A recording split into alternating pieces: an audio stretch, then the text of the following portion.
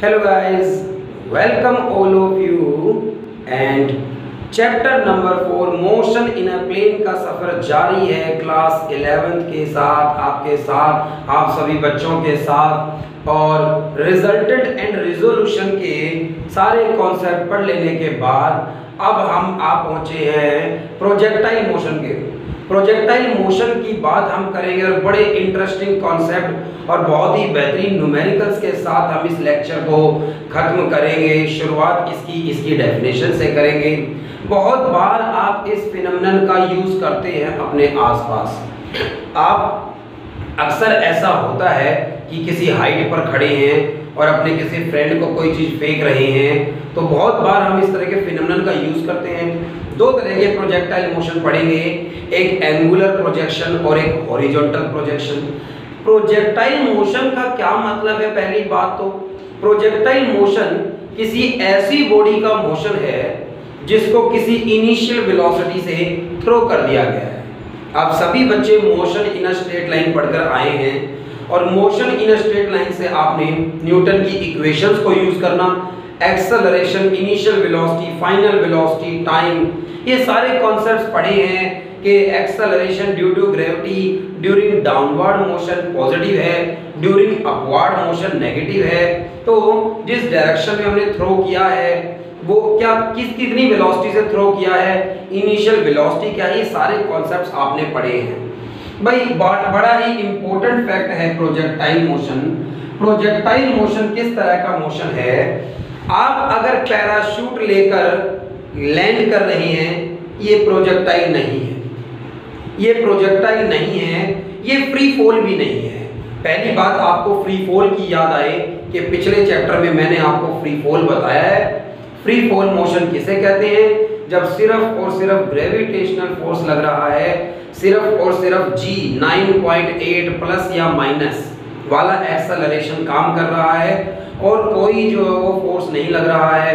Parachute है तो parachute में ऊपर एयर फोर्स लगा रही है, वो एक फ्री फॉल नहीं है।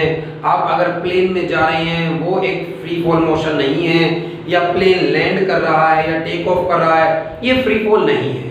फ्री फॉल सिर्फ वो है जब आप किसी हाइट से नीचे की तरफ जंप कर जाएं और सिर्फ ग्रेविटेशनल फोर्स आप पर लग रहा है।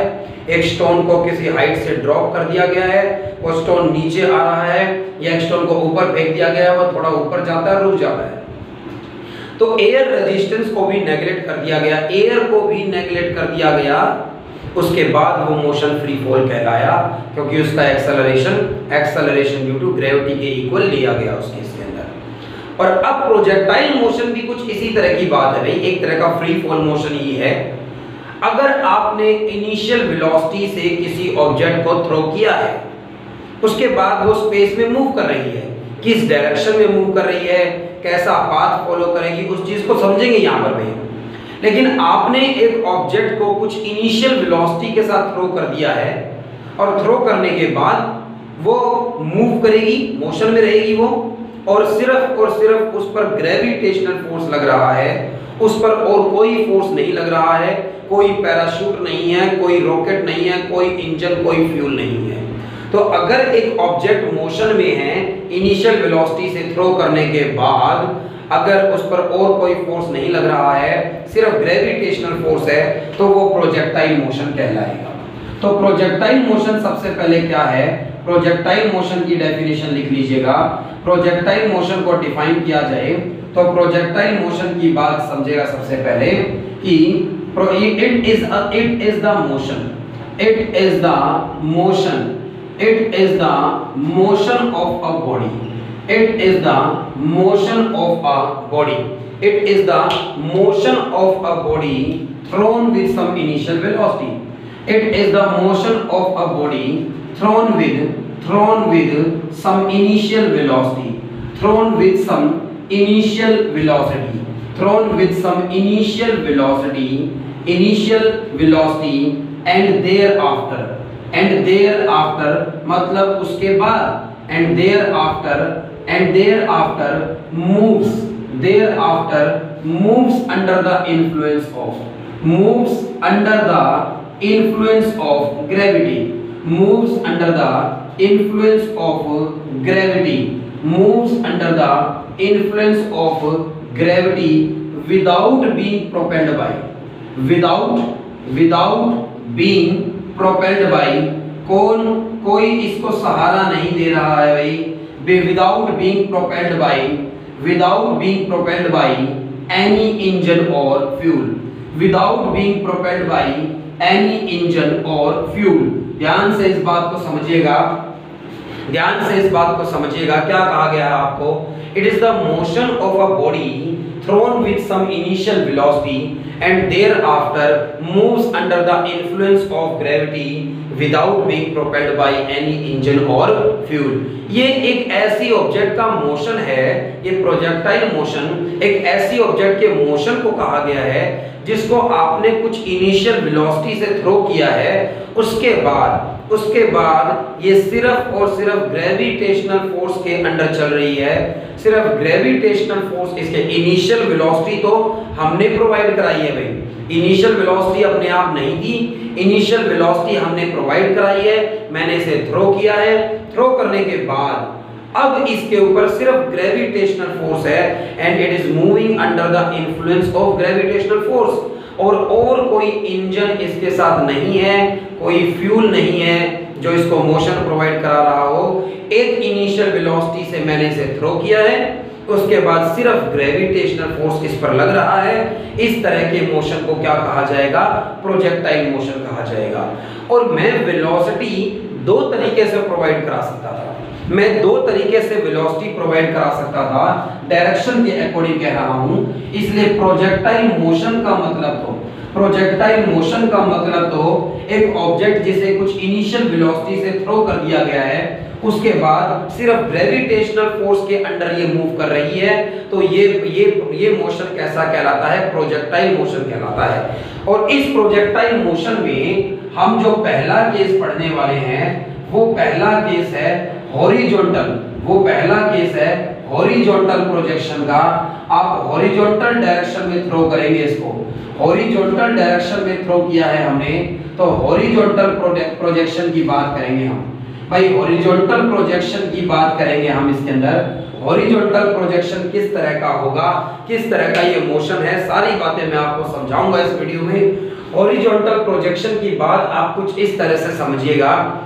मैंने एक h हाइट पर जाकर, मान लीजिए ये एक टावर हो सकता था भाई, ये h हाइट पर आप पहुंच गए हैं और ये h हाइट पर हम चले गए हैं, तो ये h हाइट का कोई टावर हो सकता था, कोई बिल्डिंग हो सकती थी, कोई क्लिफ मतलब पहाड़ी हो सकती थी। आप किसी भी हाइट पर हैं जहां से ग्राउंड लेवल h हाइट के डिफरेंस पर है इस तरह से, तो ये ग्राउंड है यहाँ पर, तो ये ग्राउंड लेवल है यहाँ पर देख पाएंगे आप, तो ये ग्राउंड का लेवल है और आप h हाइट पर हैं, ग्राउंड से कुछ h हाइट पर ऊपर की तरफ है इस तरह से, ग्राउंड से आप कुछ h हाइट पर ऊपर है यहाँ किसी a पॉइंट पर और टाइम जीरो पर आपने क्या किया है?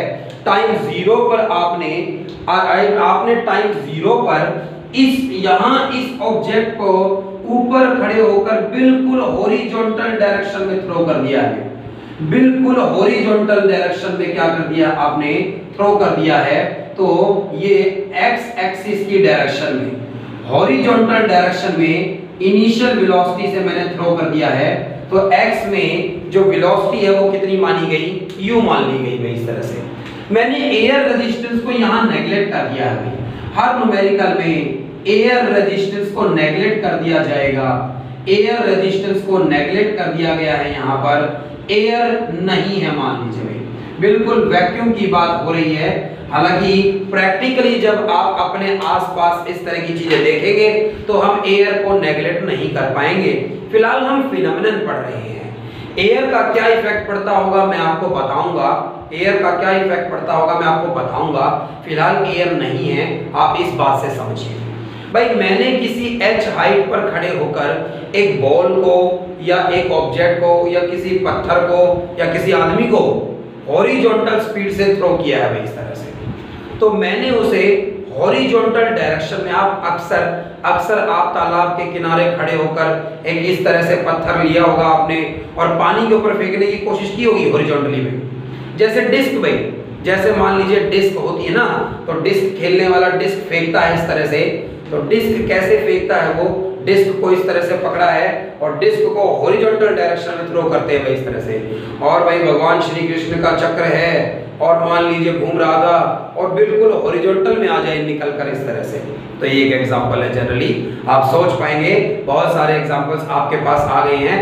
अगर बिल्कुल इस तरह से ट्यूबवेल है, ट्यूबवेल या किसी पाइप से पानी आ रहा है और आपने पाइप को, पौधों में पानी आप दे रहे हैं, पौधों में पानी दे रहे हैं आप, पाइप को आपने बिल्कुल ऐसे पकड़ा हुआ है, तो इससे वो पानी जो आ रहा था वो हॉरिजॉन्टल डायरेक्शन में चल रहा था। जैसे ही इस पाइप से बाहर वो पानी आएगा उसके पास वेलोसिटी किस डायरेक्शन में है, हॉरिजॉन्टल में है वेलोसिटी। इस पाइप के अंदर, ये पाइप इस तरह से हॉरिजॉन्टल पोजीशन में था और इसके अंदर जो पानी फ्लो कर रहा है वो हॉरिजॉन्टल डायरेक्शन में थ्रो कर रहा है, उसकी वेलोसिटी हॉरिजॉन्टल में है।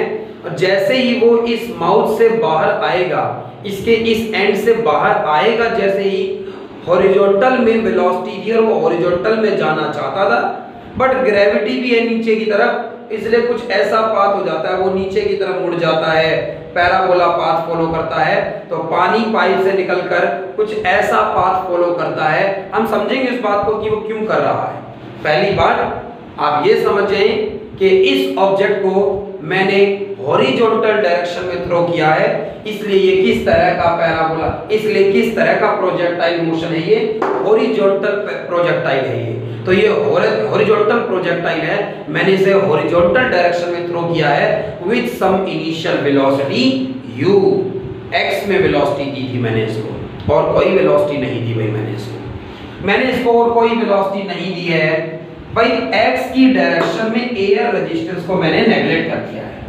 अगर एयर रेजिस्टेंस को मैंने नेगलेक्ट कर दिया है, अगर एयर रेजिस्टेंस को मैंने नेगलेक्ट कर दिया गया है, तो एयर रेजिस्टेंस को नेगलेक्ट कर दिया है अगर मैंने, तो इसका मतलब एयर इसको डिस्टर्ब नहीं करेगी। तो हॉरिजॉन्टल में कुछ वेलोसिटी मैंने इसे दी है, इनिशियल वेलोसिटी, उस इनिशियल वेलोसिटी से ये हॉरिजॉन्टल में चलना शुरू करेगा। एयर को मैंने नेगलेक्ट कर दिया है, तो भाई हॉरिजॉन्टल में ना तो कोई सामने है जो इसे अट्रैक्ट करे, ना तो कोई सामने इसे अट्रैक्ट करने वाला है जिससे इसकी स्पीड इंक्रीज हो सके, और ना ही इसे कोई सामने से रोकने वाला है जिससे इसकी स्पीड डिक्रीज हो सके। एयर को नेगलेक्ट कर दिया गया है भाई, तो हॉरिजॉन्टल डायरेक्शन में जितनी स्पीड से मैंने इसे एक बार थ्रो कर दिया है, ये उतनी ही स्पीड से चलना चाहेगी। आप समझिएगा इस बात को भाई। एक्स एक्सिस की डायरेक्शन में कोई रेजिस्टेंस ही नहीं है जो इसकी स्पीड को कम करना चाहे, कोई इंक्रीज भी नहीं करेगा, तो एक कांस्टेंट स्पीड से ये एक्स में जाना चाहती है। एयर रेजिस्टेंस को अगर मैंने नेगलेक्ट कर दिया है, तो भाई एक्स एक्सिस की डायरेक्शन में एक्सेलरेशन इसका 0 है, क्योंकि पिछले चैप्टर से आप पढ़कर आए हैं एक्सेलरेशन का मतलब तो होता है change in speed divided by time, या change in velocity divided by time, और एक्स में कोई चेंज नहीं आ रहा भाई। ये एक्स में जाना चाहती है क्योंकि आपने इसे इनिशियल वेलोसिटी दी है, और ये एक्स एक्सिस की डायरेक्शन में जाएगी, बिल्कुल जाएगी। हॉरिजॉन्टल में इसका डिस्प्लेसमेंट होगा, जब आपने इस तरह से हॉरिजॉन्टल में से थ्रो किया है कुछ स्पीड से, तो ये हॉरिजॉन्टल में जाएगी और इसकी स्पीड में कोई चेंज नहीं आएगा, क्योंकि एयर ही एक ऐसी चीज थी जो इस स्पीड को चेंज कर सकती थी, और मैंने एयर को ही यहाँ पर क्या कर दिया है, नेगलेक्ट कर दिया है। और एयर होती तो थोड़ा बहुत असर डालती, हल्का फुल्का चेंज आता इस वेलोसिटी में, बट थियोरेटिकली अभी कॉन्सेप्ट पढ़ रहे हैं, मैंने एयर रेजिस्टेंस को नेगलेक्ट कर दिया, तो एक्स एक्सिस की डायरेक्शन में स्पीड में कोई चेंज नहीं आया, तो एक्स एक्सिस में एक्सेलरेशन की वैल्यू 0 है इस तरह से। मैंने इसे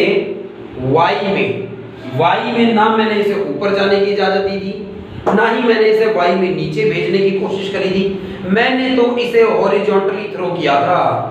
अगर किसी बहुत ऊंची बिल्डिंग पर खड़े होकर मैं इसे हॉरिजॉन्टल डायरेक्शन में थ्रो कर दूं, और अगर ग्रेविटेशनल फोर्स नहीं होता तो ये इसी डायरेक्शन में चलती जाती चलते चलते चलते चलते इसी डायरेक्शन में चलती चली जाती, हमारी धरती से दूर चली जाती है, अर्थ से दूर चली जाती, स्पेस में कहीं चली जाती है। लेकिन ग्रेविटेशनल फोर्स में अगर मान लीजिए एक बॉल को कुछ इतनी ही हाइट से, मैंने दो काम किए भाई, अब मैं और आप खड़े थे, हम दोनों ने क्या किया, मैंने क्या किया, एक ऑब्जेक्ट को ए पॉइंट पर खड़े होकर टाइम 0 पर किसी पर्टिकुलर टाइम पर हॉरिजॉन्टल डायरेक्शन में थ्रो किया, मेरी बॉल हॉरिजॉन्टल में जाना चाहती है। आपने इसी टावर पर खड़े होकर एक बॉल को ऊपर से ड्रॉप कर दिया, आपने एक बॉल को ऊपर से ड्रॉप कर दिया भाई, और जब आप ऊपर से ड्रॉप करेंगे तो ये नीचे आएगा भाई, जब आप ऊपर से ड्रॉप करेंगे तो ये नीचे की तरफ आएगा, क्योंकि ग्रेविटेशनल फोर्स नीचे अट्रैक्ट कर रहा है। और इनिशियल वेलोसिटी आपने ड्रॉप किया है इसे, तो इनिशियल वेलोसिटी y में इनिशियल वेलोसिटी क्या थी 0, बट नीचे एक्सेलरेशन है g के इक्वल, धीरे धीरे स्पीड इंक्रीज होती जाएगी और बॉल ऊपर से नीचे आ जाएगी, और कुछ टाइम बाद A से आपने इसको ड्रॉप किया है और ये नीचे आते आते आते आते ग्राउंड पर पहुंच जाएगी भाई। और मेरे केस में भी मैं ये कह रहा हूं, मैंने इसे y में थ्रो नहीं किया, आपने अगर अपनी बॉल को ड्रॉप किया है तो मैंने हॉरिजॉन्टल में थ्रो किया है, मैंने इनिशियल वेलोसिटी हॉरिजॉन्टल में दी है, मैंने y में कोई वेलोसिटी नहीं दी इसको। तो भाई y की डायरेक्शन में बात करी जाए तो y की डायरेक्शन में u इनिशियल वेलोसिटी y की डायरेक्शन में भी 0 है भाई। इस तरह से y की डायरेक्शन में इनिशियल वेलोसिटी 0 है, मगर y की डायरेक्शन में एक्सेलरेशन 0 नहीं है भाई। दोनों के फैक्ट समझिएगा बड़े ही ध्यान से। इस हॉरिजॉन्टल मोशन की मैं बात कर रहा था, हॉरिजॉन्टल प्रोजेक्टाइल की जब मैं बात कर रहा हूं, मैंने हॉरिजॉन्टल की डायरेक्शन में एक ऑब्जेक्ट को थ्रो किया है x में, इनिशियल वेलोसिटी मैंने इसे x में दी है और एक्सेलरेशन x में नहीं है, क्योंकि एयर रेजिस्टेंस को नेगलेक्ट कर दिया गया है। जबकि y में मैंने इसको कोई वेलोसिटी नहीं दी है, मैंने इसको बिल्कुल नहीं कहा कि नीचे जाना, लेकिन ये नहीं मान रही है भाई, ये बॉल, ये ऑब्जेक्ट नहीं मान रही है। क्यों नहीं मान रही है? क्योंकि नीचे अर्थ इसको अट्रैक्ट करेगी ग्रेविटेशनल फोर्स के साथ। तो भाई इनिशियल वेलोसिटी y में 0 है, मैंने इसे नीचे नहीं फेंका, लेकिन भाई जैसे जैसे ये आगे बढ़ेगी, नीचे ग्रेविटेशनल फोर्स इसे अट्रैक्ट कर रहा है, g एक्सेलरेशन से इसकी स्पीड y में इंक्रीज होने लगेगी। y में इनिशियल वेलोसिटी इसकी भले ही 0 हो, बट टाइम के साथ साथ y में इसकी वेलोसिटी इंक्रीज होने लगेगी। एक पेन को आपने ड्रॉप किया था ना, और इनिशियल वेलोसिटी इसकी 0 थी, मगर एक्सेलरेशन कितना है, g के इक्वल है, पॉजिटिव है, और जैसे जैसे ये नीचे जाएगी इसकी वेलोसिटी इंक्रीज होने लगेगी। ठीक उसी तरह से आपने इसे x में फेंक दिया, ये x में तो जाएगी ही जाएगी, बट वो ग्रेविटी तो अभी भी अट्रैक्ट करेगी ना इसको, और अट्रैक्ट करेगी। x में कुछ वेलोसिटी है, y में कुछ वेलोसिटी है। एक और डायग्राम बनाऊंगा, इस डायग्राम से समझेंगे डायरेक्शन की इस बात को, उससे डेरिवेशन करेंगे। तो इससे डेरिवेशन करेंगे, और ये डायग्राम भी आप साथ साथ बनाना, इसी के ये डायग्राम भी साथ साथ बना लीजिएगा। ये h हाइट पर जब आप थे और a पॉइंट से जब आपने कुछ इनिशियल वेलोसिटी के साथ में, जब कुछ इनिशियल वेलोसिटी के साथ, कुछ u वेलोसिटी के साथ x में थ्रो किया है हमने इसे, तो x की डायरेक्शन में मैंने इसे थ्रो किया है, तो ये x में जाने की तैयारी कर रही है, ये x एक्सिस में जाने की तैयारी कर रही है। लेकिन जैसे ही ये x में थोड़ा आगे बढ़ेगी, इसकी y में वेलोसिटी बढ़ने लगेगी, और उन दोनों का रिजल्ट कहीं बीच में रहा, और ये यहाँ कहीं आएगा इस तरह से। तो इस तरह से यहाँ से यहाँ कहीं आई, मान लो आगे इस पॉइंट पर आने के बाद बात करूं, x की ये वेलोसिटी नहीं बदलेगी भाई, हर एक बच्चा समझ जाए। x में ये जितनी स्पीड से आपने थ्रो किया है उतनी ही स्पीड से चलती रहेगी, लेकिन y में पहले जो इनिशियल वेलोसिटी थी, y में जो इनिशियल वेलोसिटी थी, u की जो वैल्यू थी y में 0 थी, मगर g एक्सेलरेशन के कारण इसकी स्पीड में इंक्रीमेंट आएगा। थोड़ी सी आगे आई तो थोड़ी सी स्पीड y में भी इंक्रीज होगी। अब इसकी कुछ स्पीड y में भी है भाई, अब इसकी कुछ स्पीड y में भी है, x में तो उतनी ही है जितनी से आपने थ्रो कर दिया है इसको, x में तो उतनी ही है जितनी स्पीड से आपने थ्रो कर दिया है इसको, बट y में भी इसकी स्पीड इंक्रीज हो गई है। अब ये रिजल्टेड भाई ये भी वेक्टर आ गया है, थोड़ा और झुक जाएगा इधर की तरफ में। आगे किसी पॉइंट पर फिर बात करूं, x की वो वेलोसिटी अभी भी उतनी ही है, y की वो वेलोसिटी और इंक्रीज हो चुकी होगी भाई। पहले ये छोटा वेक्टर बनाया था मैंने, अब ये वेक्टर थोड़ा और बड़ा बना दिया अभी मैंने।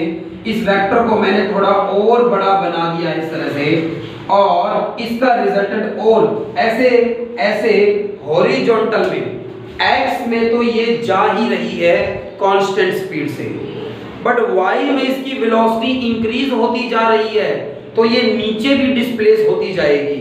अगर दोनों वेलोसिटी सेम होती, अगर मान लीजिए ऐसा कुछ केस होता, बनाने की जरूरत नहीं पड़ेगी आपको, सिर्फ समझा रहा हूं इस तरह से कि अगर मान लीजिए h हाइट से बात करी जाए, तो h हाइट से बात करी जाए अगर मान लीजिए, तो h हाइट से जब आपने थ्रो किया है इसको, h हाइट से जितनी x में स्पीड है अगर उतनी ही y में होती, तो ये बिल्कुल ऐसे स्ट्रेट लाइन में आती भाई, इस तरह से सीधी लाइन में चल रही होती।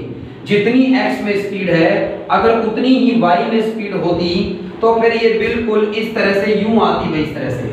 लेकिन y में जो स्पीड है वो टाइम के साथ इंक्रीज होती जा रही है, एक्सेलरेशन है y में, और x एक्सिस में जो स्पीड है वो कांस्टेंट है। तो x में कांस्टेंट स्पीड से डिस्प्लेसमेंट हो रहा है, मगर y में इनिशियल वेलोसिटी 0 थी, कोई डिस्प्लेसमेंट नहीं था।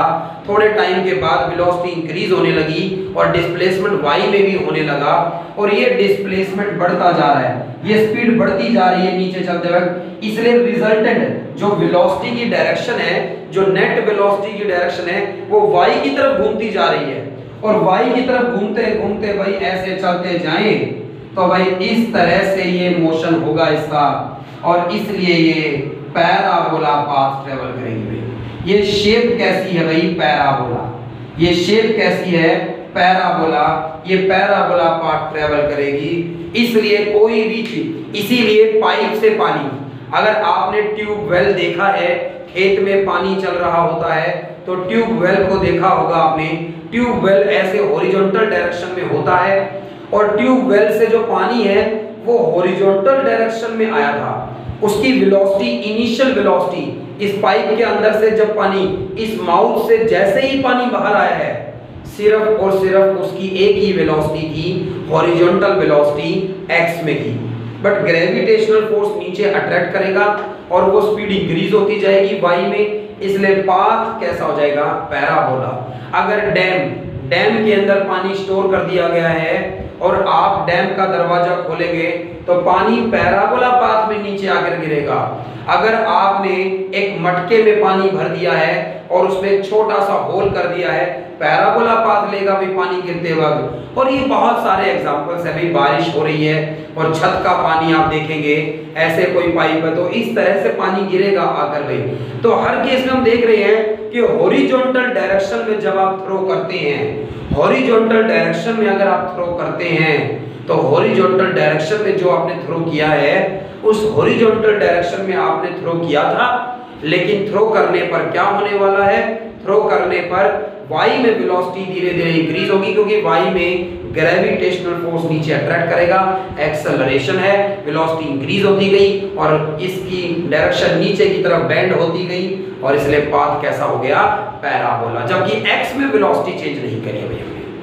ये डायग्राम मैंने बनाया है ये बताने के लिए कि ये पाथ कैसा होगा, पैराबोला होगा। ये पैराबोला क्यों हो गया है, क्योंकि x में एक वेलोसिटी से डिस्प्लेस कर रही है, जिस वेलोसिटी से आपने इसे थ्रो किया है वो कांस्टेंट है, क्योंकि ए रेजिस्टेंस को मैंने नेगलेक्ट कर दिया है।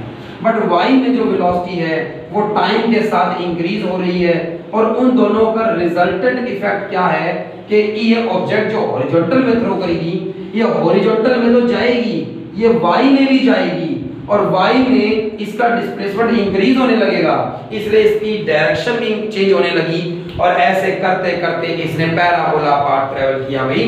तो ये बातें समझ में आए। टाइम 0 पर मैंने x में इनिशियल वेलोसिटी u से थ्रो किया है, x में एक्सेलरेशन 0 है क्योंकि एयर रेजिस्टेंस को मैं नेगलेक्ट कर चुका हूं यहां पर। y में इनिशियल वेलोसिटी 0 है और y में एक्सेलरेशन g के इक्वल है और इन दोनों के इफेक्ट से इसने इस तरह का पैराबोला पाथ ट्रेवल किया है। इसने इस तरह का पैराबोला पाथ ट्रेवल किया है।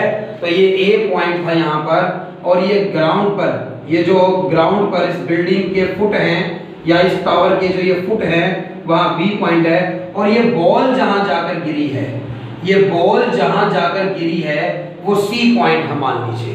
तो ये सी पॉइंट है। भाई बहुत सारी बातें हमें इस प्रोजेक्टाइल मोशन के बारे में, इस हॉरिजॉन्टल प्रोजेक्शन के बारे में समझनी है। नंबर एक बात, मुझे इसकी ट्रेजेक्ट्री पता करनी है। ये तो आपने डायग्राम से समझ लिया कि इसकी ट्रेजेक्ट्री मतलब इसका पाथ कैसा होगा, पैराबोला शेप का होगा। भाई इसका पाथ कैसा होगा, पैराबोला शेप का होगा। और दूसरी बात मुझे जानना है ये ग्राउंड पर पहुंचने में कितना टाइम लेगा, मुझे जानना है ये कितनी दूर जाकर गिरा है इस बिल्डिंग से, और मुझे जानना है किसी पर्टिकुलर टाइम पर इसकी वेलोसिटी किसी भी पोजीशन पर, भाई किसी भी टाइम पर, किसी भी पॉइंट पर, किसी भी हाइट पर मैं इसकी वेलोसिटी जानना चाहता हूं। तो वो कैसे जान सकेंगे ये भी बताऊंगा भाई मैं आपको। तो नंबर एक बात भाई, हॉरिजॉन्टल प्रोजेक्शन की बात जो है, हॉरिजॉन्टल प्रोजेक्शन में तो पहले ये लिखी जाए कि कंसीडर अ पार्टिकल, हमने पॉइंट साइज के ऑब्जेक्ट की बात करेंगे। कंसीडर अ बॉडी मान लेते हैं भाई, consider a body thrown horizontally, consider a body thrown horizontally with initial velocity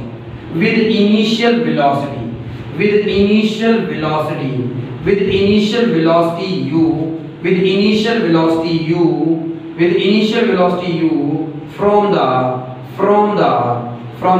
top of a tower of height h। तो किसी टावर, किसी बिल्डिंग की h हाइट से हमने इसको हॉरिजॉन्टल डायरेक्शन में क्या किया है, थ्रो किया है। हॉरिजॉन्टल डायरेक्शन में मैंने इसे क्या किया है, थ्रो किया है। और ये डेफिनेशन लिख लीजिएगा हॉरिजॉन्टल प्रोजेक्शन की।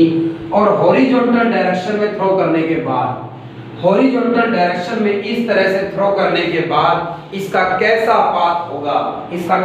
पाथ होगा, ये हमें समझना था। टाइम जीरो पर मैंने इसे थ्रो किया है और भाई ये चलती रही मान लीजिए ये किसी टी टाइम पर एट एनी इंस्टेंट भाई किसी टी टाइम की बात करूं, एट एनी इंस्टेंट किसी टी टाइम पर, किसी टी टाइम पर एट एनी इंस्टेंट टी। तो किसी टी टाइम पर भाई एट एनी इंस्टेंट टी, किसी टी टाइम की बात करूं तो किसी टी टाइम पर ये इस P पॉइंट पर पहुंच गई है। ये P पॉइंट जिसके कोऑर्डिनेट्स x, y है, जिसके कोऑर्डिनेट्स x, y है। तो ये P पॉइंट पर पहुंच गई है। तो इस P पॉइंट के कोऑर्डिनेट्स x, y है। x, y अगर इसके कोऑर्डिनेट्स हैं तो मतलब ये x वो डिस्टेंस है, ये x वो डिस्टेंस है जो इसने हॉरिजॉन्टल डायरेक्शन में ट्रेवल किया है। ये x वो डिस्टेंस है जो इसने हॉरिजॉन्टल की डायरेक्शन में ट्रेवल किया है। और भाई ये y इसका वो डिस्टेंस है, ये y इसका जितना इसका कोऑर्डिनेट है, ये y इसका वो डिस्टेंस है जो इसने वर्टिकल में डाउनवर्ड ट्रेवल किया है। तो इस तरह से थ्रो करने के बाद किसी टी टाइम की बात करूं, यहाँ a पॉइंट से हमने थ्रो किया था, ये ओरिजिन है भाई 0,0, ये ओरिजिन है 0,0, ये y एक्सिस है और ये x एक्सिस है, ये पॉजिटिव x एक्सिस हो गया और ये नेगेटिव x एक्सिस है मान लीजिए। तो अब ओरिजिन से चलने के बाद ये इस तरह से चल रही है और किसी टी टाइम पर यहाँ P पॉइंट पर आ गई है जिसके कोऑर्डिनेट्स x, क्या माने जा सकते हैं, y। तो फिर ये x डिस्टेंस है जो इसने हॉरिजॉन्टल में ट्रेवल किया है, ये y डिस्टेंस है जो इसने वर्टिकल में ट्रेवल किया है। हम दोनों के लिए न्यूटन की इक्वेशन की बात करते हैं, हम दोनों के लिए इक्वेशन लगाते हैं ये जानने के लिए कि मुझे सबसे पहला पार्ट भाई इसके अंदर हॉरिजॉन्टल प्रोजेक्शन के अंदर क्या है, ट्रेजेक्ट्री में ट्रेजेक्ट्री के बारे में मुझे एक्सप्लेन करना भाई, मुझे जानना है। आपको पेपर में ये भी कह सकता है कि show that the trajectory will be parabola. Parabola shape में ये चल रहा है, ये शेप भाई सर्कल होता है, इसी तरह से स्ट्रेट लाइन होती है, ये शेप कैसी है भाई, पैराबोला है इस तरह से। तो trajectory of particle, trajectory of particle, इस पार्टिकल को थ्रो किया था आपने, इसकी ट्रेजेक्ट्री कैसी होगी, ट्रेजेक्ट्री को जानने के लिए फॉर हॉरिजॉन्टल मोशन में एक बार आप हॉरिजॉन्टल मोशन के लिए इक्वेशन की बात करिए। फॉर हॉरिजॉन्टल मोशन के लिए जब आपने s is equal to ut plus half at square Newton की इक्वेशन का जिक्र किया, तो भाई हॉरिजॉन्टल में इसने टाइम 0 पर थ्रो करने के बाद t टाइम के अंदर, t टाइम की बात कर रहा हूं मैं, ये p पॉइंट पर पहुंच गए, तो x इसने हॉरिजॉन्टल में डिस्टेंस ट्रैवल किया, u इसकी इनिशियल वेलोसिटी थी x में भाई, और t इसने टाइम लिया है यहां पर p पॉइंट पर पहुंचने में, और प्लस और एक्सेलरेशन 0 था भाई। x की डायरेक्शन में एक्सेलरेशन 0 है क्योंकि मैंने एयर रेजिस्टेंस को नेगलेक्ट कर दिया है, मैंने एयर रेजिस्टेंस को नेगलेक्ट कर दिया है, इसलिए x में कोई एक्सेलरेशन नहीं है, और यहां से x is equal to ut आया है, तो मैं यहां से टाइम की वैल्यू लिख रहा हूं, मैं यहां से टाइम की एक वैल्यू x की टर्म्स में लिख रहा हूं, x डिवाइडेड बाई u लिख रहा हूं। मैं x और y में रिलेशन देखना चाहता हूं, मैं जब वो x में डिस्टेंस ट्रेवल कर रहा है तो y में कितना डिस्टेंस ट्रेवल कर रहा है, ये रिलेशन डिराइव करना चाहता हूं मैं, क्योंकि ग्राफ कैसा बन रहा है, x की वैल्यू 1 है तो y कितना है, x की वैल्यू 2 है तो y कितना है, तो x में जब डिस्टेंस ट्रेवल किया है तो साथ साथ y में कितना डिस्टेंस ट्रेवल किया है, ये रिलेशन जानना चाहता हूं। इससे पता चल जाएगा कि इसका कैसा पाथ होगा भाई, और ये शो भी कर देंगे कि ये पैराबोला पाथ ट्रेवल करेगा। दूसरी बार मैंने यही इक्वेशन किसके लिए लगाई, फॉर वर्टिकल मोशन के लिए लगा दी गई है। For vertical motion, vertical motion के लिए जब आपने इसी तरह की इक्वेशन लगाई, वर्टिकल मोशन के लिए जब आपने इसी तरह की इक्वेशन लगाई, जब आपने s is equal to ut plus half at square इस बार वर्टिकल मोशन के लिए लगाया है, तो जब ये x में जा रहा था साइमल्टेनियसली ये नीचे भी जा रहा था y में, दोनों डिस्प्लेसमेंट एक साथ कर रहा है, ये नीचे भी डिस्प्लेस हो रहा है, ये आगे भी जा रहा है, तभी तो रिजल्ट बीच में कहीं आ रहा है। और भाई वर्टिकल में डिस्टेंस ट्रेवल किया इसने y, वर्टिकल में इनिशियल वेलोसिटी 0 थी भाई, y में मैंने इसको कोई इनिशियल वेलोसिटी नहीं दी भाई, मैंने तो इसे हॉरिजॉन्टल डायरेक्शन में थ्रो किया था, मैंने तो इसे x में भेजा था, बट ग्रेविटेशनल फोर्स ने इसे नीचे खींचा और इसकी y में भी वेलोसिटी दी भाई इसको, लेकिन इनिशियल वेलोसिटी y में 0 है, प्लस हाफ y में एक्सेलरेशन g के इक्वल है, और t टाइम का क्या है, स्क्वायर है यहां पर, और y is equal to initial velocity 0 है, हाफ gt का स्क्वायर, ये y में इसका डिस्प्लेसमेंट लिखा जा सकता है हाफ gt का स्क्वायर भाई, और ऐसा किया जा सकता था। तो ट्रेजेक्ट्री कैसी होगी ये समझने के लिए आप क्या करिए, इस y वाले एक्सप्रेशन में फर्स्ट इक्वेशन का यूज करिए, हाफ और g तो रहने दीजिए, इस t टाइम की वैल्यू फर्स्ट इक्वेशन से पुट करिए, फर्स्ट इक्वेशन से टाइम x अपॉन u लिखा जा सकता है और इसका स्क्वायर कर दीजिए। ये फर्स्ट इक्वेशन में टाइम की वैल्यू x की टर्म्स में आ गई, और y इज इक्वल टू बराबर है हाफ और ये g और ये नीचे u का स्क्वायर, ये सब कांस्टेंट है भाई, और एक x स्क्वायर बच जाता है भाई, ध्यान दीजिएगा भाई, 1/2 एक कांस्टेंट है, g एक कांस्टेंट है, u इनिशियल वेलोसिटी भी कांस्टेंट है, ये चेंज नहीं हो रही भाई, तो ये सारी चीजें हाफ इनटू में g इनटू में और u का जो स्क्वायर है, इन सभी चीजों को मैंने किसी के कांस्टेंट के इक्वल रख दिया, इन सब की वैल्यू कांस्टेंट है, और इन सब को सोल्व कर एक नया कांस्टेंट आ जाएगा, इन सब को सोल्व कर एक नई वैल्यू आ जाएगी जो कुछ पर्टिकुलर फिक्स वैल्यू है किसी प्रोजेक्टाइल मोशन के लिए। हेंस भाई y इज इक्वल टू इन सब कांस्टेंट्स को मैंने k नाम दे दिया है, इन सभी कांस्टेंट्स को मैंने अगर k नाम दे दिया है तो y is equal to kx का स्क्वायर है। y is equal to kx का square, y is equal to kx का स्क्वायर। k यहां पर एक कांस्टेंट है। और देखिए भाई, अगर इस इक्वेशन में x की वैल्यू 0 पुट करूं, यानी जब आप a पॉइंट पर थे तो y भी 0 आ गया है। x की वैल्यू अगर 1 पुट करूंगा तो y की वैल्यू कुछ k आ गई है, तो ये थोड़ा आ गया है, y में भी थोड़ा आ गया। x की वैल्यू 2 पुट करूं तो y 4 टाइम्स हो जाएगा भाई। अगर x की वैल्यू 3 पुट करूंगा तो 9 टाइम्स हो जाएगा। अगर मैं ये मानूं कि हर एक सेकंड के बाद बात करूं, या x में 1 मीटर ट्रेवल किया तो स्टार्टिंग में वेलोसिटी इसकी y में कम हुई, इनिशियल तो 0 ही थी, फिर धीरे धीरे इंक्रीज होती जाएगी। जैसे ही चलना स्टार्ट करेगा तो y में कुछ डिस्प्लेसमेंट होगा, थोड़े टाइम के बाद y में डिस्प्लेसमेंट ज्यादा होने लगेगा, फिर और ज्यादा। क्यों? क्योंकि y में वेलोसिटी इंक्रीज हो रही है, x में इसकी स्पीड क्या थी? कांस्टेंट थी भाई। इस तरह से, इसीलिए मैं ये कहूंगा कि ये इक्वेशन ही किसकी है भाई? पैराबोला। इस तरह की इक्वेशन से अगर ग्राफ बनाया जाए तो पैराबोला शेप का ग्राफ बनेगा वो।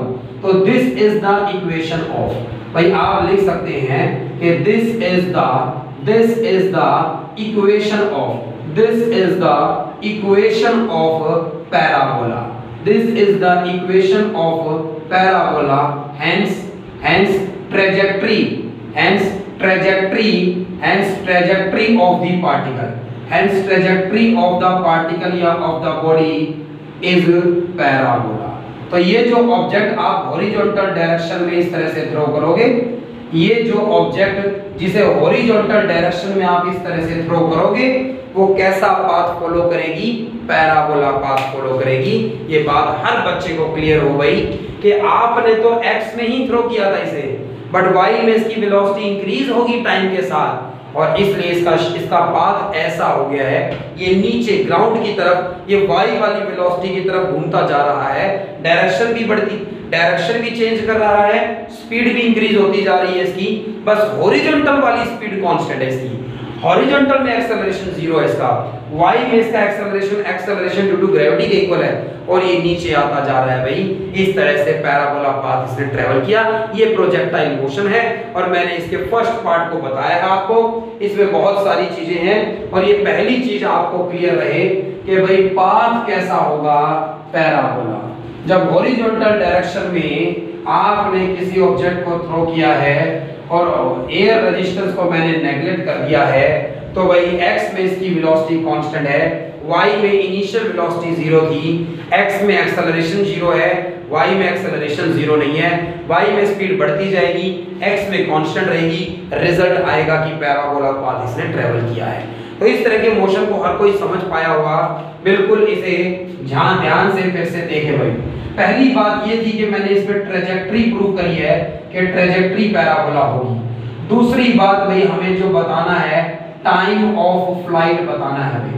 टाइम ऑफ फ्लाइट का मतलब है जितनी देर के लिए ये हवा में मोशन में था, time of flight, the time for which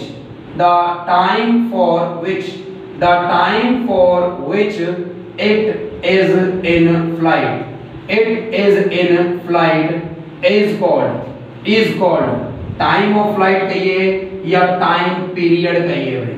time of flight कहिए या टाइम पीरियड कहिए। आपसे पूछा जाए टाइम ऑफ फ्लाइट बताइए, मतलब यहाँ ऊपर से थ्रो करने के बाद ग्राउंड तक पहुंचने का टाइम कितना था, कितनी देर के लिए ये चलता रहा, ग्राउंड पे जाकर ये टकरा गया और ऐसे ये टप्पा खाकर आगे जाएगा, एनर्जी का लॉस होता रहेगा और रुक जाएगा एक टाइम पर जाकर। लेकिन ग्राउंड पर हिट करने से पहले, मतलब ये h हाइट है, तो इस लेवल पर आने से पहले जितनी देर ये मोशन में रहा, वो मोशन वो टाइम इसका क्या कहलाएगा, टाइम ऑफ फ्लाइट या टाइम पीरियड कहिए उसे। और भाई टाइम फाइंड आउट करने के लिए सभी बच्चे मेरे इस कॉन्सेप्ट को पहले समझ जाएं। अगर उन्हें ये समझ में आ गया तो बहुत आसानी से उन्हें पता चल जाएगा कि यहाँ से C पर मुझे ये फाइंड आउट करना है, मुझे ये जानना है कि A पॉइंट से थ्रो करने के बाद ये C पॉइंट पर यहाँ ग्राउंड पर पहुंचने में टाइम कितना लेगा, ये मुझे जानना है। और ये जब आपको जानना है तो पहले ये कॉन्सेप्ट समझिए आप आपने क्या किया था, आप और मैं दोनों ही इस टावर की छत पर थे और आपने अगर गलत जवाब दिया तो मैं आपको टावर से नीचे गिरा दूंगा भाई। तो आप सभी बच्चे मेरे साथ इस टावर पर ऊपर हम गए थे एक्सपेरिमेंट देखने के लिए। एक हमारा फ्रेंड नीचे भी है जो यही ऑब्जर्व करेगा कि दोनों केस में क्या अंतर है या कोई डिफरेंस नहीं है। क्या एक नीचे फ्रेंड हमारा सी पॉइंट पर है जो कुछ ऑब्जर्व कर रहा है, और एक जो है वो ए पॉइंट पर आप, मैं और कुछ फ्रेंड्स हैं, मतलब कुछ स्टूडेंट्स हैं। आपने इस पेन को इस h हाइट पर इस ए पॉइंट पे सिंपली क्या कर दिया, ड्रॉप कर दिया। ड्रॉप कर दिया है तो इनिशियल वेलोसिटी 0 है और y में इसका एक्सेलरेशन g के इक्वल है। ये h हाइट से ड्रॉप करने पर नीचे चलता जाएगा, और एक टाइम पर a से ये g है, ये चलता जाएगा, स्पीड इंक्रीज होती जाएगी और b पॉइंट पर पहुंच जाएगा। t टाइम के अंदर पहुंच गया, t टाइम के अंदर ये पहुंच गया। मैंने अपने पेन को हॉरिजॉन्टल में थ्रो किया था भाई, उसी टाइम जब आपने इसे ड्रॉप किया है मैंने इसे हॉरिजॉन्टल में थ्रो किया है। हॉरिजॉन्टल में थ्रो किया है तो दोनों में इतना ही अंतर है कि आपकी ड्रॉप करी हुई बॉल स्ट्रेट लाइन मोशन में, motion in one dimension show करेगी। आपकी ड्रॉप करी हुई बॉल ए से सीधा नीचे आएगी इस तरह से, और मैंने जो बॉल थ्रो करी है इनिशियल वेलोसिटी से वो पैराबोला पाथ ट्रेवल करेगी, क्योंकि मैंने x में भी उसको वेलोसिटी दी है। वो x में उसकी वेलोसिटी जो है वो उसे x में डिस्प्लेस करेगी। तो इतनी ही अलग बात है भाई, आपके और मेरे इस केस में इतना ही अंतर है कि आपकी ऑब्जेक्ट स्ट्रेट लाइन मोशन में है, वन डायमेंशन मोशन में नीचे जा रही है। मेरी object motion in a plane travel कर रही है, मोशन इन अ प्लेन में शो कर रही है, एक्स में भी डिस्प्लेस हो रही है, वाई में भी।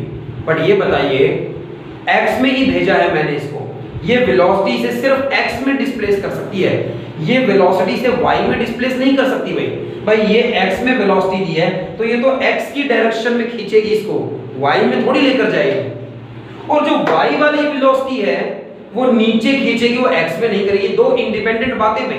तो एक्स में वेलोसिटी, वाई में वेलोसिटी 90 डिग्री के एंगल पर है और उससे एक दूसरे को वो चेंज नहीं करेंगे। नीचे इसको अगर ग्रेविटेशनल फोर्स नहीं होता, अगर जी एक्सेलरेशन नहीं होता, मेरी ऑब्जेक्ट नीचे कभी आनी ही नहीं थी, इस तरफ एक्स में चलती चली जाती और आपकी नीचे चली गई है इस तरह से। तो भाई मैं आपको ये बता दूं, दोनों ही केस में नीचे अट्रैक्ट करने वाला, आपके केस में जब आपने ड्रॉप किया है या मेरे केस में मैंने थ्रो किया है, नीचे की तरफ खींचने वाला तो दोनों केस में ग्रेविटेशनल फोर्स है और नीचे की तरफ दोनों केस में एक्सेलरेशन जी के इक्वल है। भाई जितना टाइम आपकी बॉल को ऊपर से नीचे पहुंचने में लगेगा उतना ही टाइम मेरी वाली बॉल जो मैंने हॉरिजॉन्टल में थ्रो की है उसको ग्राउंड पर पहुंचने में लगेगा। बस मेरे में एडिशनल बात ये है कि मेरी बॉल नीचे जाते जाते आगे भी जा रही है, इसलिए सीधी बी पर नहीं गिरी जाकर, थोड़ी आगे जाकर गिरी सी पॉइंट पर गई। बट टाइम दोनों केस में सेम लगेगा। भाई ये कॉन्सेप्ट समझना बड़ा जरूरी है, तभी आप ये समझ पाएंगे कि ए से सी पर पहुंचने का टाइम बताना है मुझे, टाइम पीरियड फाइंड आउट करना है, time of flight find out करना है। जितना टाइम ऊपर से ड्रॉप करने पर नीचे पहुंचने में लेगी उतना ही ये वाली ऑब्जेक्ट सी पॉइंट पर पहुंचने में लेगी। Time of flight find out करने के लिए मैंने वर्टिकल मोशन की इक्वेशन लगा दी, सिर्फ वर्टिकल मोशन के लिए। भाई ध्यान दीजिएगा, ये प्रोजेक्टाइल मोशन, ये पैराबोला कुछ और नहीं है। y में और x में दो वेलोसिटीज का रिजल्टेंट ही तो है। y में भी डिस्प्लेस, x में डिस्प्लेसमेंट, y में डिस्प्लेसमेंट, रिजल्टेंट डिस्प्लेसमेंट ही तो है भाई ये पाथ जो इस तरह से। तो ये कंफ्यूजन किसी को ना हो भाई, तो वर्टिकल मोशन के लिए इक्वेशन लगा दूं, ऊपर से नीचे आने के लिए इक्वेशन लगा दी मैंने कि y में कैसा मोशन था, s is equal to ut plus half at square लगाइए। भाई y में टोटल डिस्प्लेसमेंट कितना हुआ h, a से चलकर बिल्कुल ग्राउंड पर जब आ जाएगी तो यहाँ c पर, ऐसे चलकर a से चलकर c पर पहुंच गई। y में कितना डिस्प्लेसमेंट हुआ, h के बराबर, जितनी टावर की हाइट है, और x में भी कुछ डिस्प्लेसमेंट हुआ है, बट टाइम निकालना है मुझे। y के बारे में देखिए, y में इनिशियल वेलोसिटी 0 थी, एक्सेलरेशन g के इक्वल है, और कैपिटल T मैंने टाइम पीरियड के लिए ले लिया है, नीचे पहुंचने में जो लिया है इसने। और ये अगर आ जाता है भाई, तो भाई इससे 2 इधर g के साथ मल्टीप्लाई में जाएगा, 2h हो जाएगा। g डिवाइड में जाएगा 2h/g हो जाएगा। t का स्क्वायर है, हमें t चाहिए तो अंडर रूट कर दीजिए भाई। तो y में जो डिस्प्लेसमेंट हुआ है उस डिस्प्लेसमेंट को कवर करने में अंडर रूट में 2h/g टाइम लिया है, अंडर रूट में 2h/g टाइम लिया है और यही टाइम ऑफ फ्लाइट है। जितनी देर में ये y डिस्प्लेसमेंट हुआ है उतनी ही देर में ये x का डिस्प्लेसमेंट हुआ है। साइमल्टेनियसली दोनों एक साथ हो रहे हैं, x में भी जाना हो रहा है, y में भी जाना हो रहा है और रिजल्ट बीच में आ रहा है। तो a से c पर पहुंचने में कितना टाइम लिया भाई? अंडर रूट में 2h/g इतना टाइम लिया। ये टाइम पीरियड का फॉर्मूला है। इसमें कहीं पर भी इनिशियल वेलोसिटी नहीं है भाई, इसमें u वेलोसिटी का कोई जिक्र नहीं है। आपने कितनी स्पीड से थ्रो किया है इस बात पर डिपेंड नहीं करता कि कितनी देर में ग्राउंड पर आएगी। ये बात तो g acceleration due to gravity, जो कि हम कांस्टेंट लेंगे, अभी तक तो 9.8 ही रखेंगे या 10 रखेंगे किसी क्वेश्चन में, तो g एक कांस्टेंट है और h हाइट है इस टावर की, कितनी हाइट से थ्रो किया है आपने, इस बात पर डिपेंड करता है कि ग्राउंड पर पहुंचने में कितना टाइम लेगी। ये इस बात पर डिपेंड नहीं करता कि इनिशियल वेलोसिटी क्या थी, क्योंकि ये x में डिस्प्लेस कर रही है। अगर ये x में डिस्प्लेस नहीं भी होगी तो नीचे तो जरूर आएगी। तो वर्टिकल मोशन किसने कराया? ग्रेविटेशनल फोर्स ने। तो एक्सेलरेशन कौन सा? एक्सेलरेशन ड्यू टू ग्रेविटी है और इतना टाइम इसने लिया। इस बात को हर बच्चा समझ जाएगा। तो टाइम ऑफ फ्लाइट का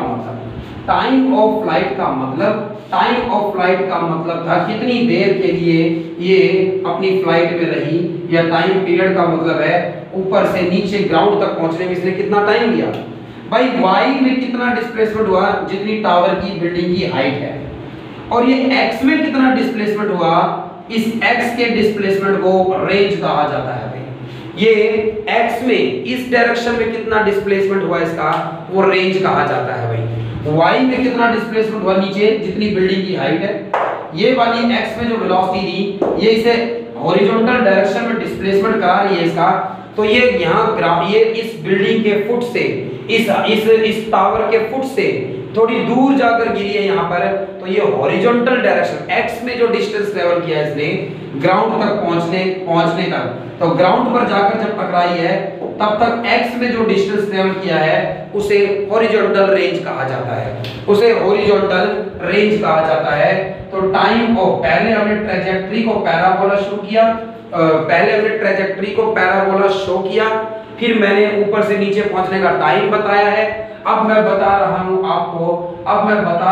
आपको इसकी हॉरिजॉन्टल रेंज कितना डिस्टेंस इसने x में ट्रैवल किया।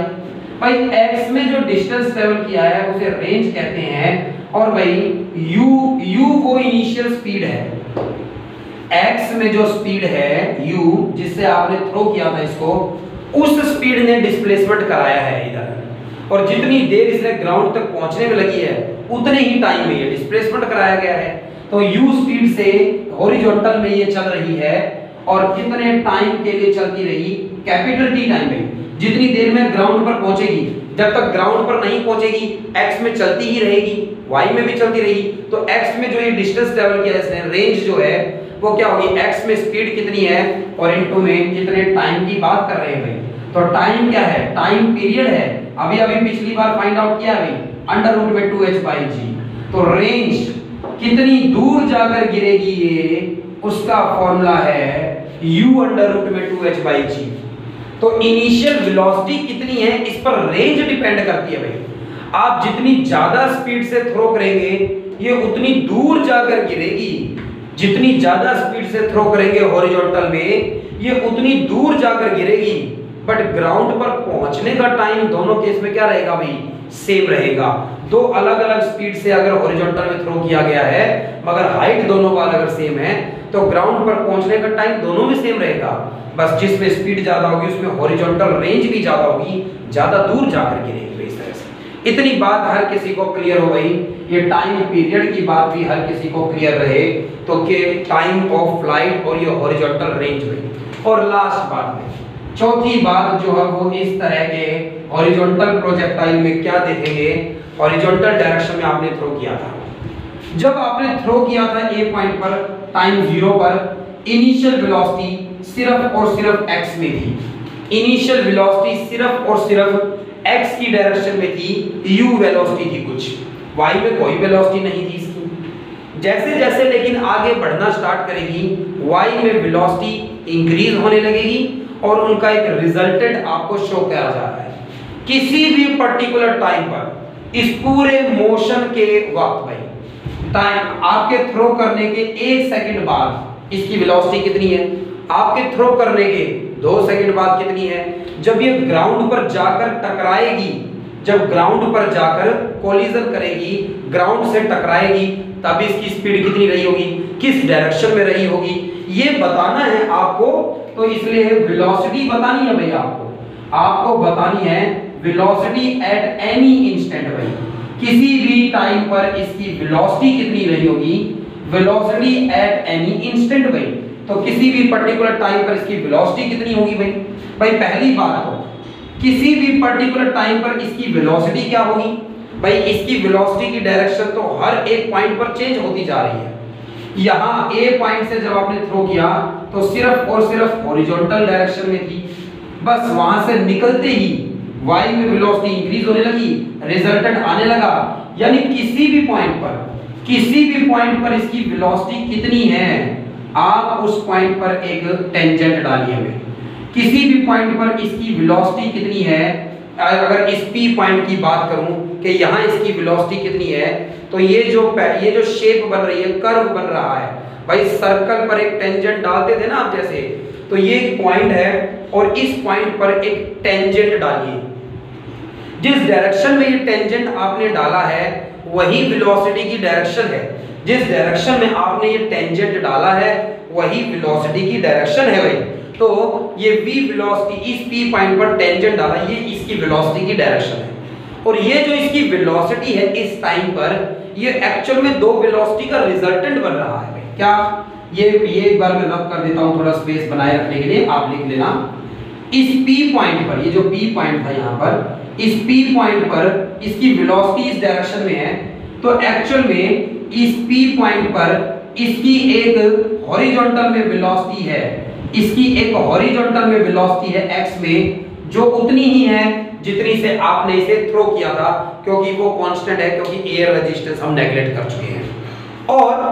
और इस पॉइंट पर y में भी इसकी कुछ वेलोसिटी है, इस पॉइंट पर y में भी इसकी कुछ वेलोसिटी है, इस पॉइंट पर y में भी इसकी कुछ वेलोसिटी है, और y में जो इसकी वेलोसिटी है और x में जो इसकी वेलोसिटी है, उन दोनों का ही तो रिजल्टेंट है भाई ये v वेलोसिटी, उन दोनों का ही तो रिजल्टेंट है ये v वेलोसिटी। हर बच्चा इस बात को समझ गया है, हर बच्चा इस बात को समझ गया है भाई, हर बच्चा इस बात को अब ये जान गया कि किसी पर्टिकुलर टाइम पर थ्रो करने के 1 सेकंड 2 सेकंड, मतलब किस टाइम पर आप बात करना चाहते हैं उस टाइम की बात करेंगे।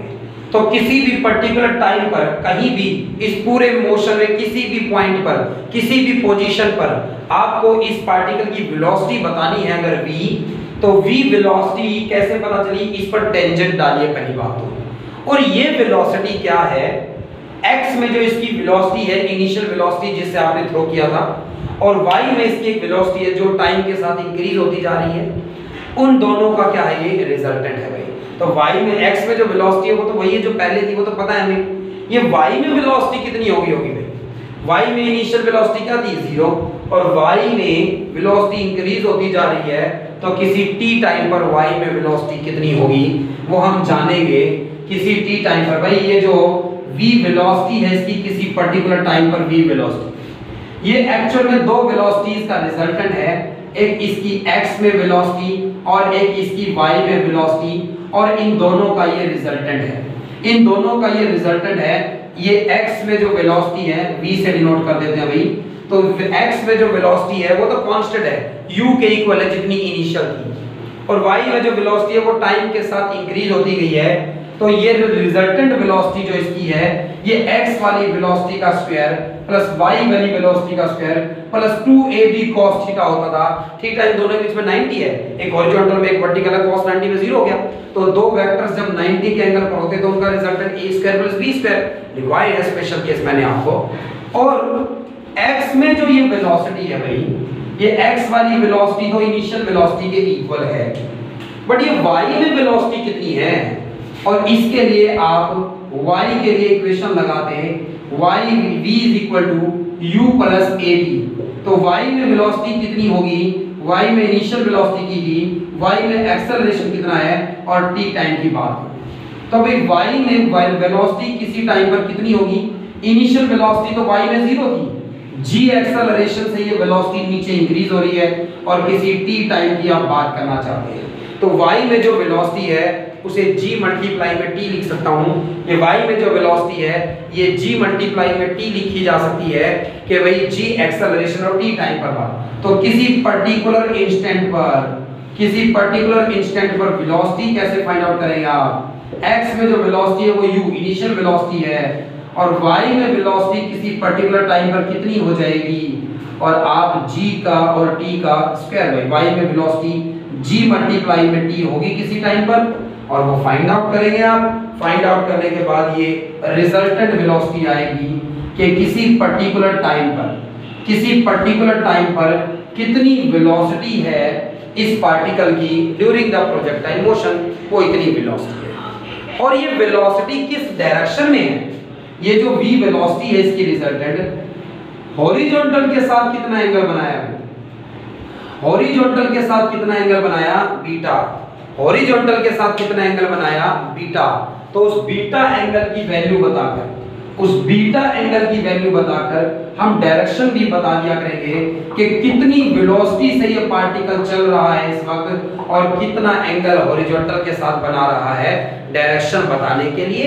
तो भाई ये डायग्राम यहाँ पर बनाकर मैं बता रहा हूँ कि किसी पर्टिकुलर t टाइम पर x में इसकी वेलोसिटी है u और x में इसकी वेलोसिटी है u और y में इसकी वेलोसिटी है v। तो y में इसकी वेलोसिटी है v जो कि gt के इक्वल है और फिर इसका एक रिजल्टेंट आ रहा है बीच में। तो भाई आप ना पैरेललोग्राम पूरा कर दीजिए, आप एक पैरेललोग्राम कंप्लीट कर दीजिए। तो ये x में वेलोसिटी है और इस तरह से अगर ये पैरेललोग्राम बना लिया जाता है, अगर ये पैरेललोग्राम बना लिया जाए तो ये जो v वेलोसिटी है इसने x एक्सिस के साथ एंगल कितना बनाया है अल्फा बीटा, x एंगल के साथ एंगल कितना बनाया है बीटा। तो ये y वाली वेलोसिटी यहाँ पर भी y वाली दिखाई जा सकती है, जितना ये वेक्टर है उतना ये वेक्टर है और ये बीटा के सामने परपेंडिकुलर है, साथ वाला बेस है tan बीटा पे। tan बीटा का फॉर्मूला लगाऊंगा, परपेंडिकुलर यानी y में वेलोसिटी और अपॉन में बेस यानी x में वेलोसिटी।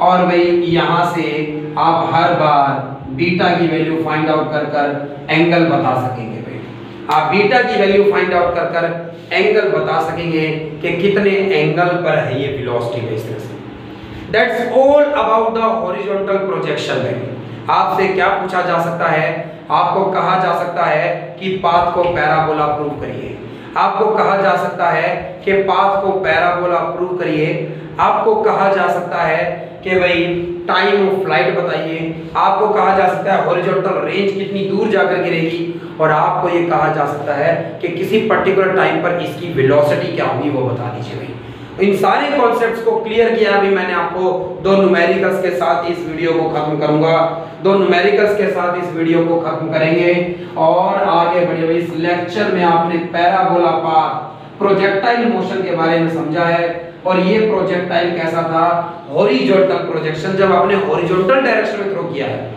और नेक्स्ट लेक्चर में मैं आपके लिए लेके आऊंगा एंगुलर प्रोजेक्शन। में नेक्स्ट लेक्चर में मैं आपके लिए लेके आऊंगा एंगुलर प्रोजेक्शन। ये क्वेश्चन है कि a stone is thrown horizontally, a stone is thrown horizontally with 15 meter per second, with 15 meter per second from a cliff, चोटी, cliff का मतलब पहाड़ी, तो from a cliff 490 meter high, from a cliff of 490 meter high, full stop। find first part में time of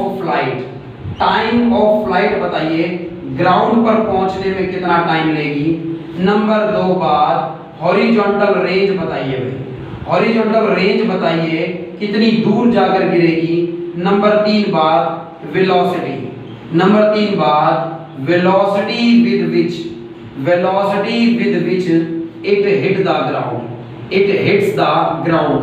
और ground पर जाकर जब टकराएगी, ग्राउंड पर जाकर जब टकराएगी तो कितनी स्पीड से टकराएगी, ये 3 बातें बतानी है भैया आपको। और ये 3 बातें एक्सप्लेन करने की पहली बात है, मुझे गिवन है कि हाइट जो है वो 490 मीटर है और मुझे यहाँ पर इनिशियल स्पीड u 15 मीटर पर सेकंड गिवन है और मुझे g की वैल्यू 9.8 मीटर पर सेकंड स्क्वायर लेने के लिए इस क्वेश्चन में कहा गया था, ऐसा गिवन है भाई। तो ये चीजें थी, अगर आपके साथ ये चीजें अगर आपके सामने है, क्वेश्चन आपने लिख लिया, क्वेश्चन को मैं रब कर देता हूं स्पेस बनाने के लिए। ये डायग्राम मैं ऐसे ही नहीं रब कर रहा भाई, बड़ा अच्छा लग रहा है मुझे ये डायग्राम। और भाई नंबर 1 बात फर्स्ट पार्ट में आपको फाइंड आउट करना है टाइम कितना लेगी ग्राउंड पर पहुंचने में, और अंडर रूट में 2h/g, और भाई अंडर रूट में 2, और हाइट कितनी है 490 मीटर है, g की वैल्यू 9.8 है, 2 से मल्टीप्लाई होकर ऊपर 980 रहा, नीचे 9.8 था, नीचे से पॉइंट हटाने के लिए ऊपर मैंने 10 लगाया भाई। 98 इसको 10 पर काटेगा, 10 10 जा 100 होगा, 100 से भाई अंडर रूट में 10 बार आएगा, 10 सेकंड लेगा भाई।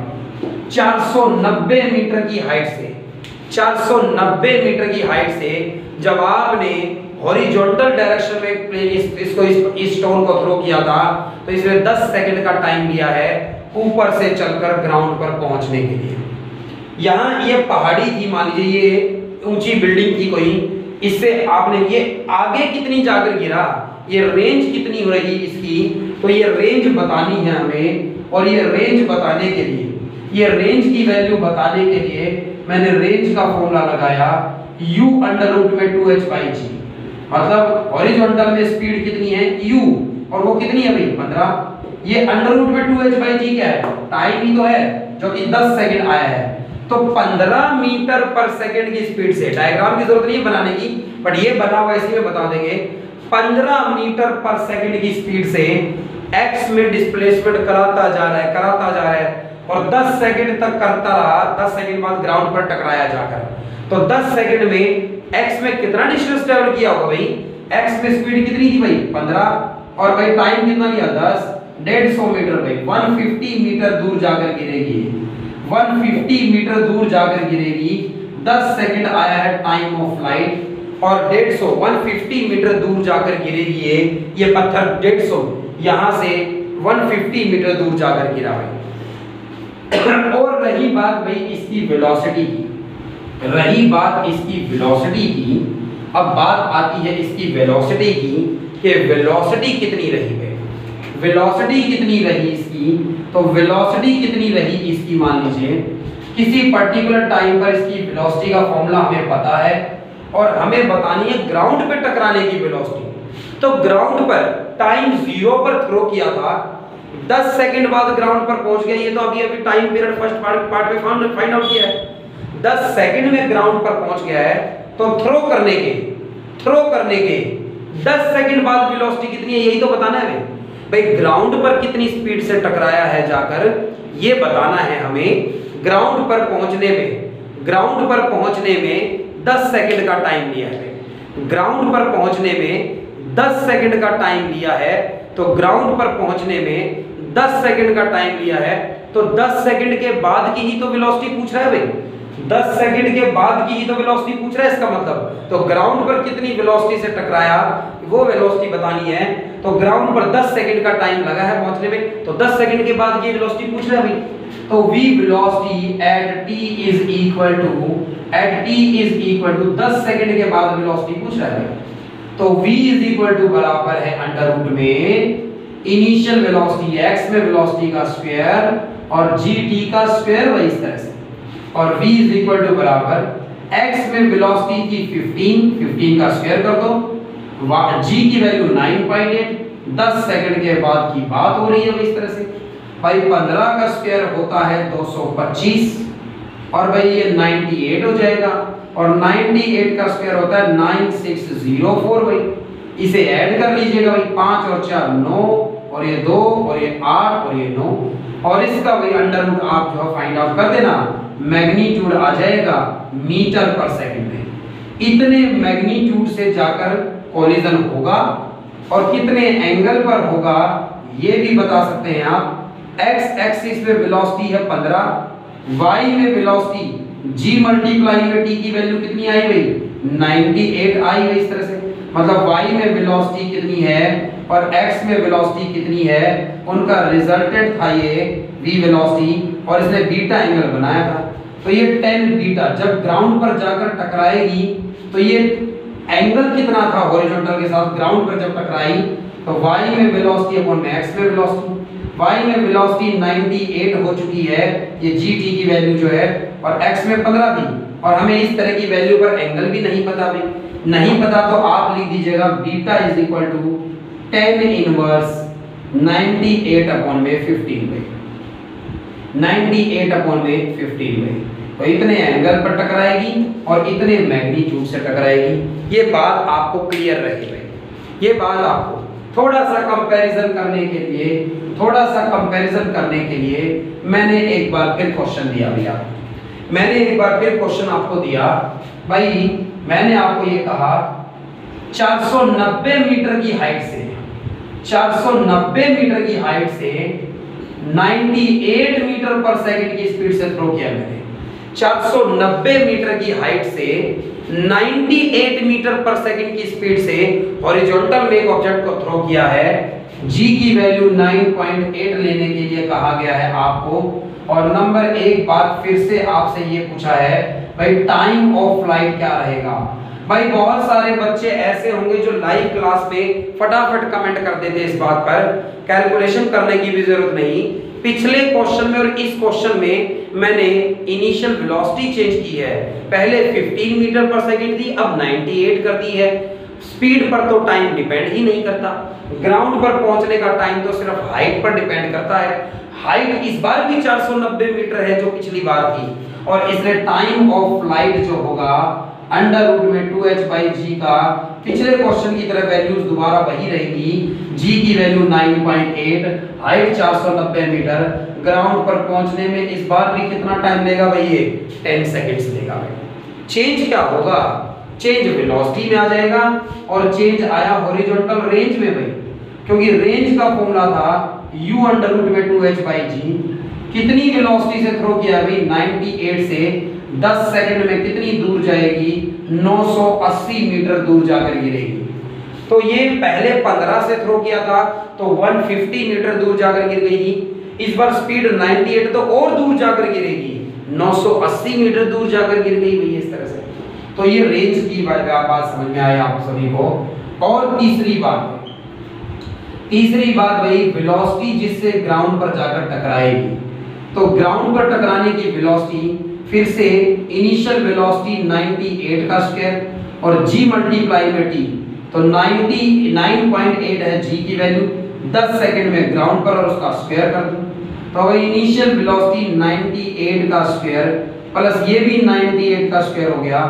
2 बार 98 का स्क्वायर लिख देता हूं भाई मैं, 2 लगा दिया आगे। 98 के स्क्वायर से 98 बाहर आ जाएगा अंडर रूट से और अंडर रूट में 2 बचेगा तो 98 रूट 2 मीटर पर सेकंड। रूट 2 की वैल्यू आप चाहे तो 1.414 यूज कर इसकी वैल्यू एग्जैक्ट भी बता सकते हैं। कितने एंगल पर कोलिजन हुआ होगा अगर एंगल बताना है।